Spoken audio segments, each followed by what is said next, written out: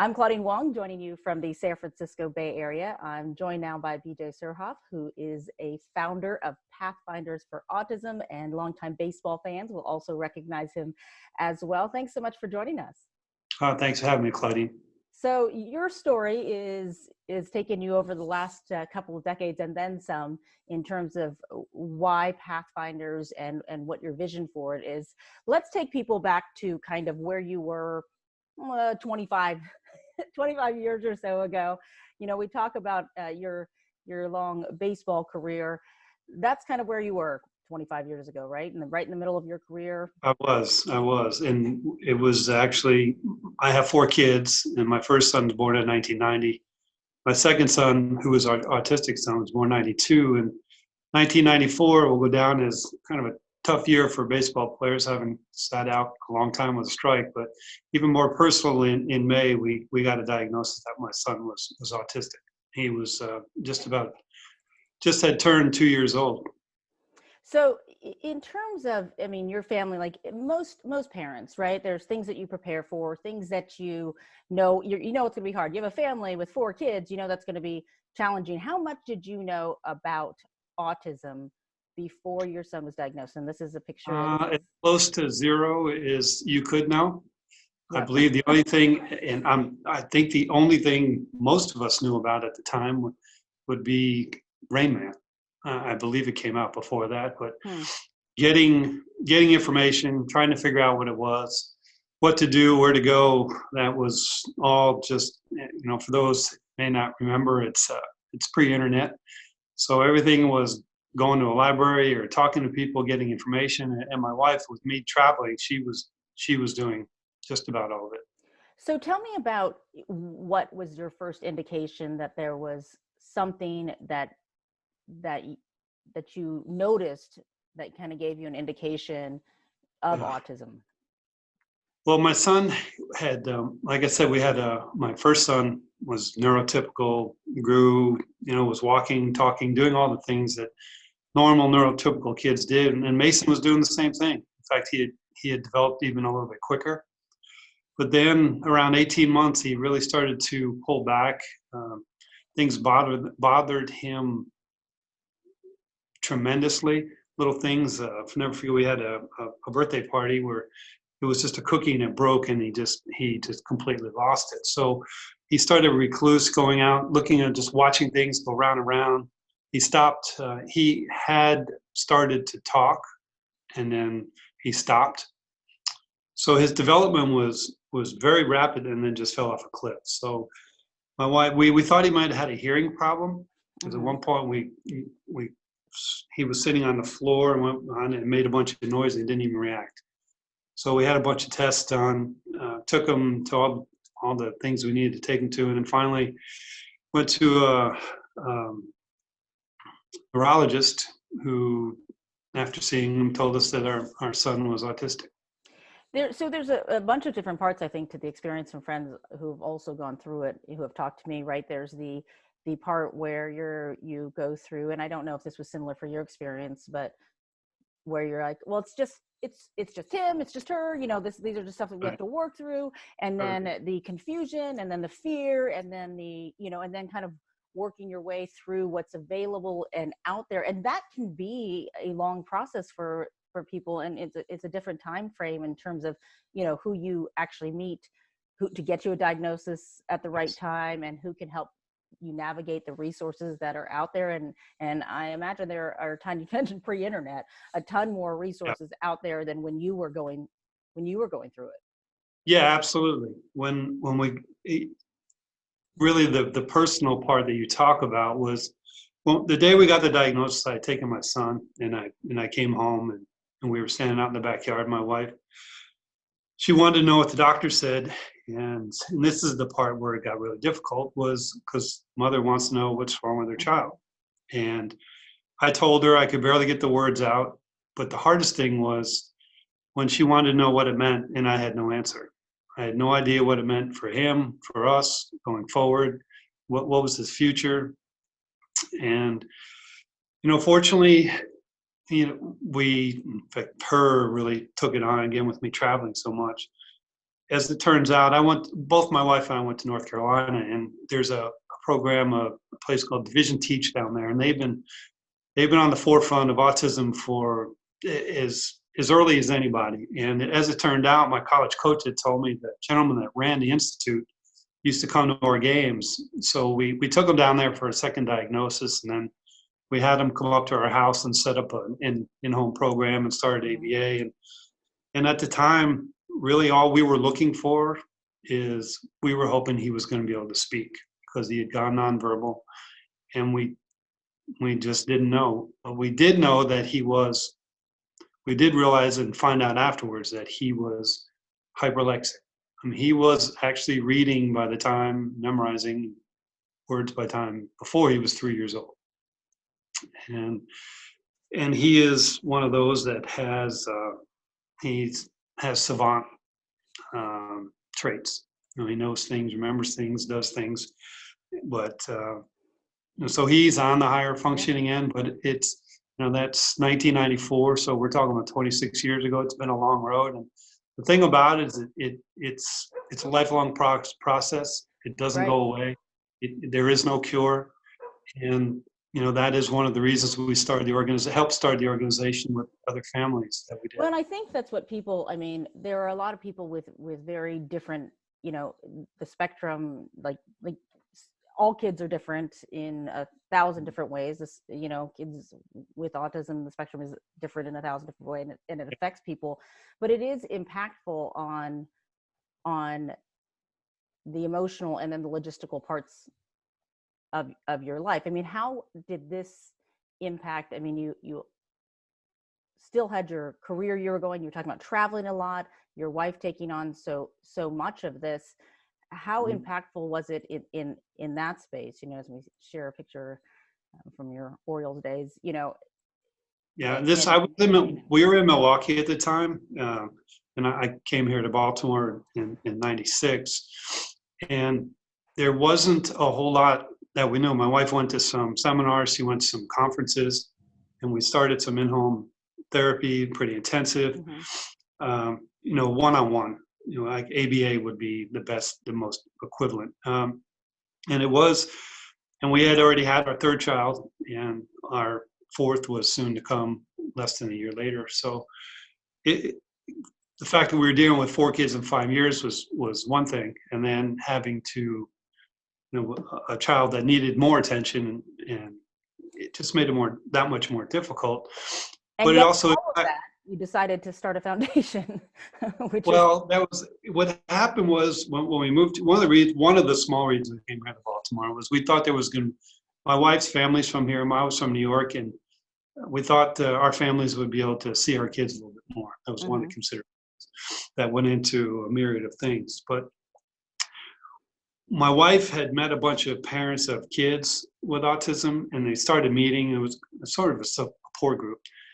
And we knew we wanted to do something to help those that were going through what we were going through, and were people that are going to be coming along, and let them know that they weren't alone, and that there was people out there dealing with what they were dealing with. And so that's when we decided to do something. We knew research, we couldn't affect it. We didn't have the money, we didn't have and that's time, years and years. We wanted to be able to help people immediately by starting this group to get as much information, resources out to the families and that needed it. And that was 20 years ago. 20 years later, have you accomplished the goals of what you're trying to do? It is sometimes in the little things that the help means the most, in terms of now what, right? It's you get the diagnosis, and then you say, okay, now I have this information I need to manage. Where do I go from here? That's Pathfinders helps you find that path. Yeah, that was one of the things. The first thing we opened was an online a resource center, so we could pull information. And so when people called us, and many of our staff teammates have children that are autistic, so when they called, they knew they're getting someone that knew what they're going through. And the realization that they weren't alone, that there was other families, other people.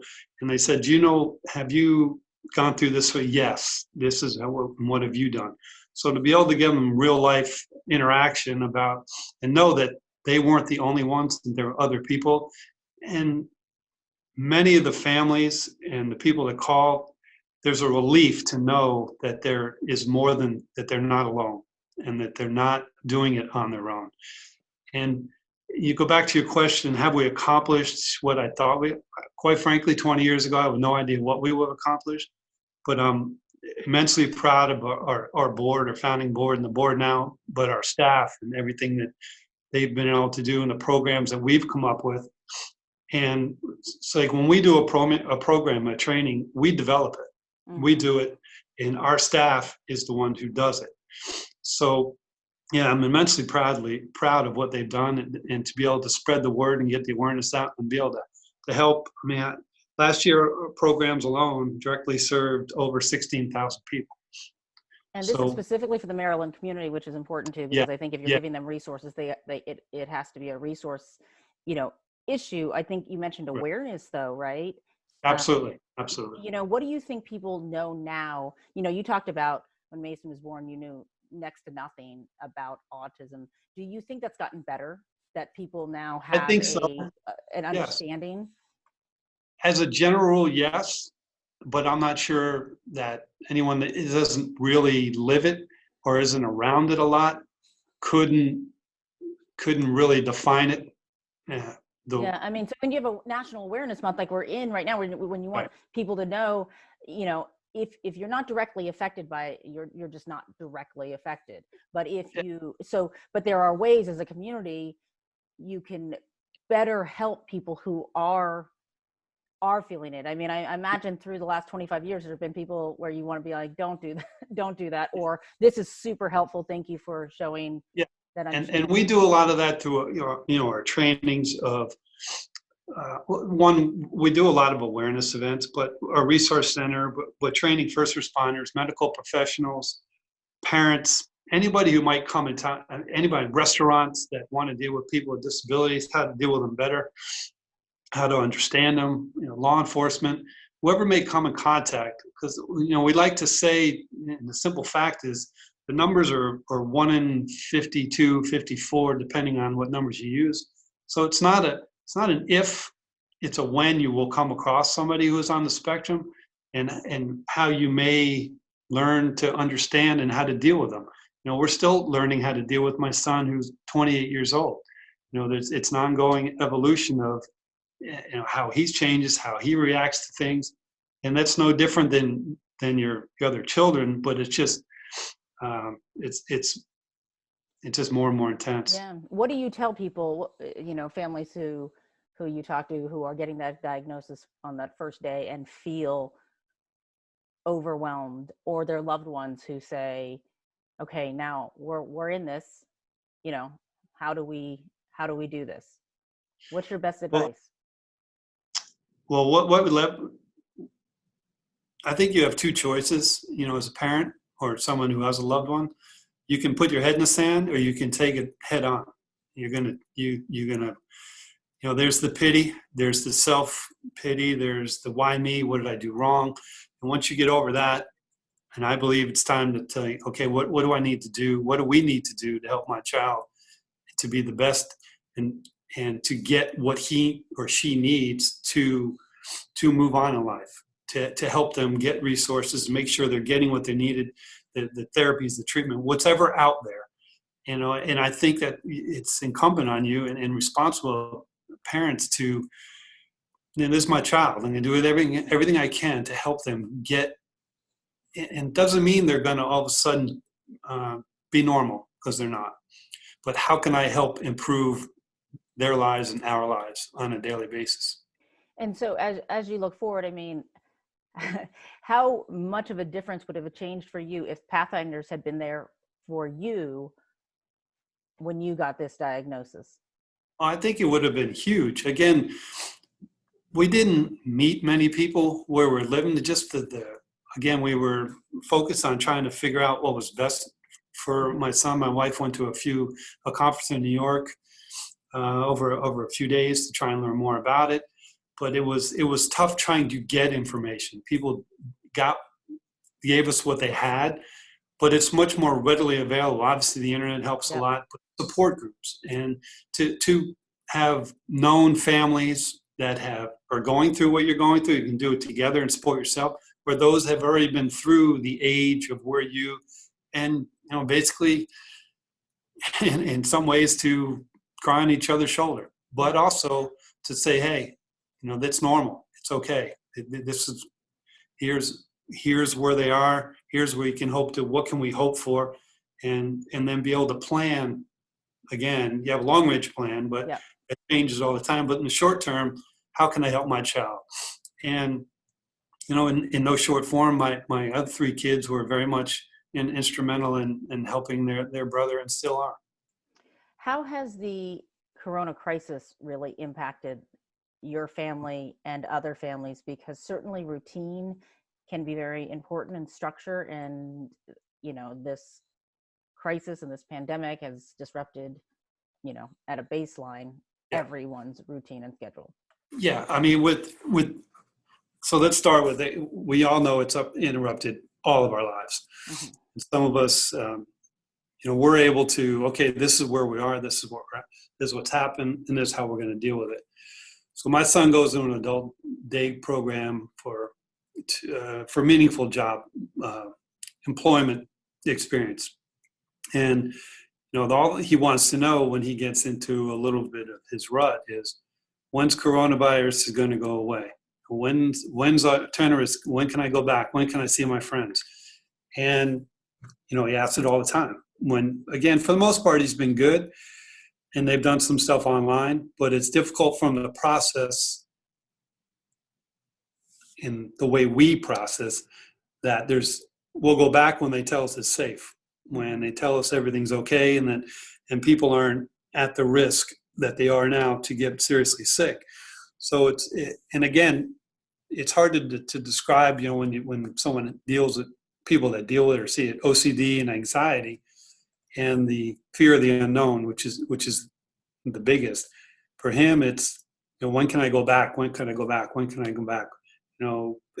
We laugh about it, and some parents might understand, or people, kill coronavirus. I will kill coronavirus. Get it out of here. So they have a different way of processing, and it's definitely not the same as us. We get told bad news and we deal with it, and kind of, okay, hopefully, we understand what we have to do, and he doesn't necessarily get that.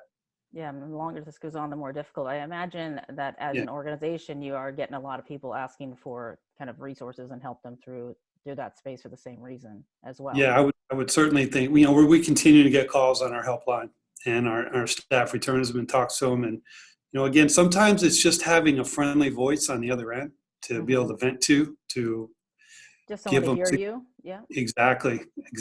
And to know and to understand what you're going through. It's not a knock on anybody else, but when you don't deal with the same thing other people deal with, I don't know what it's like to be you. I don't, but other parents understand what it's like to have a child at home or an adult that just is not able to comprehend why they can't do the things they've been doing, and why they can't go places. And a lot of the kids, or people, it's tough too, because they're locked down and the sedentary. So getting them out, moving around is really, really important physically, because a lot of them, they have issues, and having physical activities is really, really good for them. And having a foundation like this, it's easier to make it run in good economic times, and when you're facing the tough economic times, you have to be. It's even more challenging, just as a big picture. Yes. Anybody that deals or is involved with a charitable 501c3 knows that you spend a good amount of your time trying to raise money, because the more money you can raise, the more good you can do. And we've been really, really lucky with our benefactors and our donors, and we're in the same boat. We have to try and be creative and figure out other ways to continue to raise the resources so we can help the families, because there's not that many people doing it. And hopefully you have your support group and base of people that are do understand that and continue support. It's tough. It's hard. Everybody's going through this. Everybody's dealing with the same thing. You know, again, we don't exist if we don't continue to raise money. Yep. And for those who are watching this saying, I don't live in Maryland, I don't live in the Baltimore area, are there lots of other organizations like yours doing this local help for resourcing people, or is there a need for more groups like this to kind of, we know There's there's some other, chat boards and rooms and things like that help, obviously. yeah, I believe there's some organizations, but we're the largest one in Maryland dedicated to helping individuals, parents, and professionals.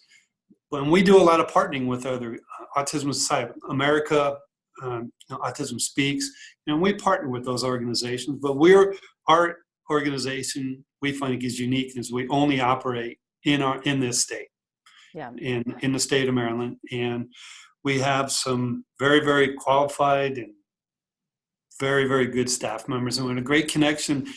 Again, you don't operate in a vacuum. You know, we partner when we do a training in on the county next to us, Howard or Hartford.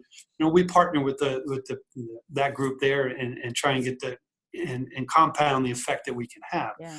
So we feel very, very good about what we've done in our organization, but we definitely partner with other organizations. And if there's one thing that you want people to take away from your story, because it is so personal and it has spanned a lot of time for people to get, a lot of messages from it, what do you think the one thing you want them to take away from sharing your experience is? Well, it's not going away. You know, again, I say that starting with and letting them understand. I understand where everybody's in the same boat here in terms of the pandemic, but autism doesn't stop. It doesn't all of a sudden just go away. You know, we have to continue, and we will continue to try and help our families and our individuals, our clients, so we call that need it, because it does affect them a little. I think a little harder. It's a little tougher for them to understand, and on top of it, people aren't working. People aren't getting, or they can't go to work now. They got, because their son or daughter may go to a program that they can't take to them. So there's so many dominoes go into it. But we're here. We're still here. Our doors are open. We're going to continue to help people as long as we have the resources and continue to raise them. We're going to continue to help people and get them the help that they do. If we can't do it today, it may be tomorrow, maybe the next day, but we will continue to help them as long as we can. Yeah, it is a long road, but it is nice to know that you are not on that long road alone. BJ Surhoff, I really appreciate you sharing your story, chatting with us, the founder of Pathfinders for Autism. Thank you so much. Best of luck to you, and safeness and good health and all those things. And congratulations on 20 years with Pathfinders. Thank you very much, Claudine. Thanks for having us. Thank you.